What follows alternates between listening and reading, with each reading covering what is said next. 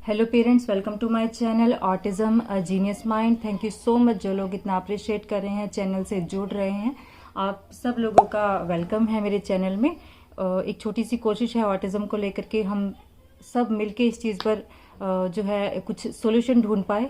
आज एक बहुत ही इम्पोर्टेंट टॉपिक के साथ आए हैं। कमेंट बॉक्स में बार बार इस टॉपिक के बारे में पूछा जा रहा है और इसका सॉल्यूशन के बारे में इसके पूछा जा रहा है। तो आज का जो टॉपिक है वो है हैंड फ्लैपिंग। बच्चे हैंड फ्लैपिंग क्यों करते हैं, क्या बच्चे को ऑटिज्म है अगर बच्चा हैंड फ्लैपिंग करता है, और क्या इसे ठीक किया जा सकता है। तो यही सारे सवाल हैं जो हमारे मन में आते हैं जब हमारा बच्चा हैंड फ्लैपिंग करता है। तो सबसे पहला सवाल तो ये है कि ऑटिज्म में बच्चे हैंड फ्लैपिंग क्यों करते हैं। देखिए, जब एक नॉर्मल बच्चा होता है, जब वो खुद को एक्सप्रेस करता है तो उसके पास कितना कुछ है खुद को एक्सप्रेस करने के लिए। उसके पास लैंग्वेज है, उसके पास बॉडी लैंग्वेज है, उसके पास सेंटेंस है, वर्ड्स है, उसके पास सब कुछ है। वो अपने आप को पूरी तरह से एक्सप्रेस कर सकता है। चाहे उसे गुस्सा है उसे किसी बात पे, या वो किसी बात पे खुश है, तो वो अपने आप को अच्छे से एक्सप्रेस कर पाता है।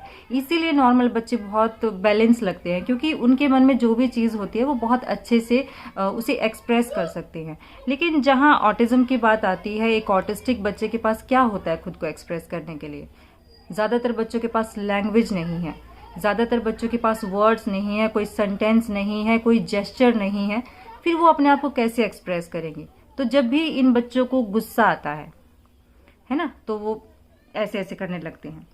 जब भी उनको किसी चीज़ के लिए वो एक्साइटेड होते हैं तब भी वो यही सेम चीज़ करते हैं। जब वो डरते हैं किसी चीज़ से तब भी वो ऐसे करते हैं। तो ये जो हैंड फ्लैपिंग बच्चे इस तरह से करते हैं, उसका रीज़न यही है कि वो अपने आप को एक्सप्रेस कर रहे हैं, क्योंकि उनको नहीं पता कि खुद को एक्सप्रेस कैसे करना है। उनका दिमाग अभी उतना नहीं खुला है। उनको नहीं पता कि माहौल में जो चीज़ें हैं उनको लेकर के उनकी जो प्रतिक्रिया है वो कैसे करें। तो अगर मैं विराज की बात करूं, विराज 2.5 साल से 3.5 साल के बीच में ऐसे करता था हैंड फ्लैपिंग। कुछ बच्चे आपने देखा बिल्कुल आंखों के आगे हाथ रखते हैं और जमीन की तरफ देखते हैं और तब ऐसे करते हैं। विराज ऐसे तो नहीं करता था। विराज अपने ऊपर ऐसे हाथ रखता था और ऐसे करता था।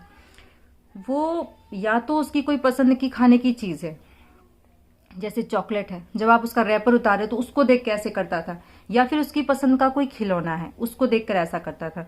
तो एक तरह से खुशी से या एक्साइटमेंट में ही वो ऐसे करता था। जब वो डरता था तो डर में उसको पता था कि उसे कैसे मतलब अपने आप को एक्सप्रेस करना है। जब वो किसी चीज को देख के डर जाता था तो वो भाग के अंदर घुस जाता था घर में, या उसके पास कोई बड़ा खड़ा है या कोई और है, जाके उसके पीछे छुप जाएगा। तो डर का उसको पता था कि मुझे किसी चीज से मुझे डर लग रहा है, तो वहां मुझे खुद को कैसे एक्सप्रेस करना है। या अगर गुस्सा आता था तो वो चिल्लाने लगता था, रोने लगता था। लेकिन वो हैंड फ्लैपिंग सिर्फ तभी करता था जब या तो वो किसी चीज को देख करके खुश है, या फिर वो मतलब एक्साइटेड है किसी चीज के लिए। तो ये फर्क हमें समझना जरूरी है कि जब कोई बच्चा हैंड फ्लैपिंग करता है ऑटिज्म में, तो वो अपने आप को एक्सप्रेस कर रहा है। तो चलिए अब चलते हैं दूसरे सवाल की तरफ। तो दूसरा सवाल ये है कि नॉर्मल हैंड फ्लैपिंग एंड अब नॉर्मल हैंड फ्लैपिंग क्या है। देखिए, जो चीज़ आप एक ऑटिस्टिक बच्चे में देखते हैं, जो लक्षण आप एक ऑटिस्टिक बच्चे में देखते हैं, अगर आप ध्यान से देखेंगे तो एक 2 साल के बच्चे में वो सारी चीज़ें होती है। वो एक्साइटमेंट, वो जंप करना, वो हैंड फ्लैपिंग करना, 2 साल के बच्चे में ये सारी चीज़ें नॉर्मल है। जब आपने देखा होगा कि कोई छोटा बच्चा है, उसको कोई अपनी पसंद का इंसान दिखता है, उसको लगता है कि बाहर जा रहा है, तो वो कैसे रिएक्ट करता है। वो अपने ऊपर की पूरी बॉडी से ऐसे बैठ के हिले लगता है कि मुझे लेकर के जाओ। आपने ये चीज नोटिस करी होगी। 15 महीने से 2 साल की उम्र के बीच में बॉडी और ब्रेन का जो कनेक्शन होता है उतना स्ट्रोंग नहीं होता है, उतना बैलेंस्ड नहीं होता है।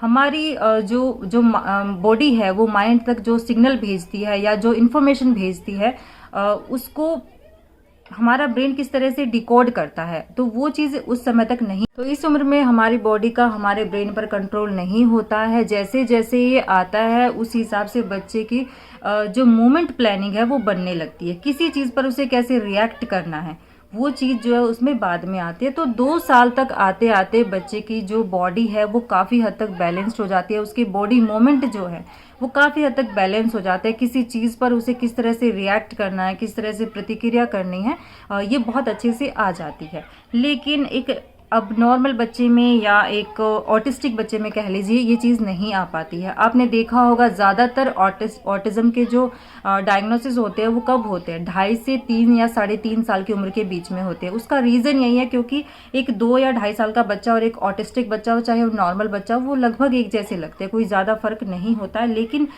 2 से 2.5 साल तक आते आते एक नॉर्मल बच्चा बहुत हद तक बहुत सारी चीज़ें सीख जाता है, लेकिन ऑटिज़म वाला बच्चा वहाँ से अलग दिखने लगता है। तो ये चीज़, अगर बच्चा 2 साल के बाद भी अनयूजुअली एंड बिल्कुल मतलब ऐसे अननेसेसरी तरीके से अपने हैंड फ्लैपिंग कर रहा है, बाकी ऐसी वो उसकी आइडल सिटिंग है, आराम से बैठा है, लेकिन फिर भी उसके अजीब तरीके से वो बिना किसी कारण के अपने हैंड फ्लैपिंग कर रहा है, तो ये नॉर्मल नहीं है। ओके, तो यही है नॉर्मल और अब नॉर्मल हैंड फ्लैपिंग। अब सवाल ये आता है कि क्या घर पे रह कर के हम इस चीज़ को ठीक कर सकते हैं, हैंड फ्लैपिंग को क्या हम ठीक कर सकते हैं?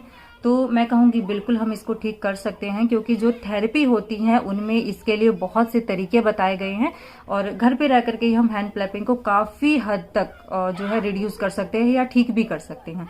देखिए, पूरी तरह कोई भी चीज़ ऑटिज्म में तब ठीक होती है जब बच्चे में पूरी समझ आ जाती है। तो जब भी बच्चा बहुत हैंड फ्लैपिंग करता है तो आपको ना तो उसके ऊपर गुस्सा करना है, ना उसके ऊपर चिल्लाना है। आपने ऐसे उसका हाथ पकड़ना है और जोर से उसके हाथ पे ऐसे हाई फाई करना है इधर, और फिर इस हाथ में करना है, दोनों हाथों पे आपको उसके हाई फाई करना है। उसके बाद आपको बच्चे के हाथ में डीप प्रेशर देना है। जैसे यहाँ से मेरा हाथ है, इसको ऐसे करेंगे, जितने जॉइंट है जॉइंट को आपने नहीं छूना है, इस तरह से दोनों हाथों पे। मैं विराज का करके दिखाऊंगी आपको। तो ऐसे करना है और फिर यहाँ पे भी आपने जॉइंट पे हाथ नहीं लगाना, ऐसे ऐसे और ऐसे और ऐसे। थोड़ी देर के लिए आपको दोनों हाथों पे ऐसे जॉइंट प्रेशर देना है। ये इसको डीप प्रेशर हम कहते हैं। तो ये एक बहुत ही अच्छी टेक्निक है बच्चे को शांत करने की, उसकी हैंड फ्लिपिंग को कम करने की। तो पहला तरीका तो ये है डीप प्रेशर। ओके, तो अगर आप थेरेपिस्ट के पास भी जाएंगे तो ये वो सबसे पहले बताते हैं। अब बात करते हैं दूसरे तरीके की। दूसरा तरीका है जॉइंट प्रेशर। हमारा जैसे आप ये हाथ देख रहे हो, आपको क्या करना है, बच्चे का हाथ यहाँ से पकड़ना है और 1 2 3 4 5 6 7 8 9 10 टाइम्स यहाँ पे।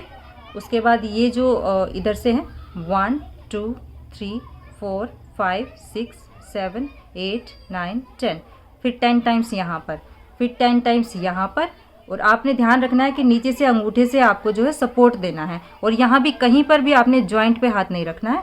तो यहाँ पर 10 टाइम्स, यहाँ पर 10 टाइम्स, यहाँ पर, यहाँ पर, यहाँ पर, ऐसे ही आपको यहाँ पर 3 टाइम आएगा उंगलियों पर, यहाँ पर अंगूठे में सिर्फ एक जॉइंट होता है तो यहाँ पर 2 टाइम आएगा।